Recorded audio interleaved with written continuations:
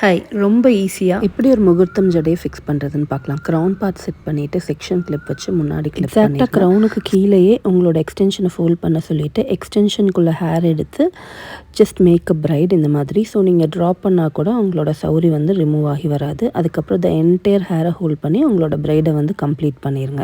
Most important step வந்து ஒரு முகூர்த்தம் ஜடையில் ஜடநெட் போட்டதுக்கப்புறம் உங்களோட கொஞ்சம் வச்சு பின் பண்ணிடுங்க. அண்ட் எஸ்பெஷலி இவங்க கேட்டது பார்த்தீங்கன்னா பிரைடல் செயின் வச்சு பிரைட்ஸ் பண்ணுவாங்க இல்லையா, அதுதான் இவங்க கேட்டிருந்தாங்க.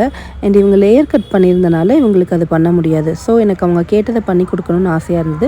ஸோ ஒரு ஜடநெட்டை ப்ளேஸ் பண்ணிவிட்டு அது மேலே இப்படி கிராஸாக பண்ணி கொடுத்தேன். ஹர்ஷிதாக்கு ரொம்ப ஹாப்பியாக இருந்தது.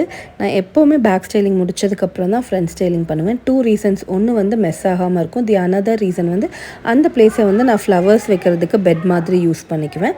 பியூர்லி இது அவங்களோட சாய்ஸ் தான். இது என்னோட கைண்ட் ஆஃப் ஸ்டைலிங். எப்போவுமே பேக் ஸ்டைலிங் முடிச்சுட்டு நான் ஃப்ரண்ட் ஸ்டைலிங் பண்ணுவேன். And hope this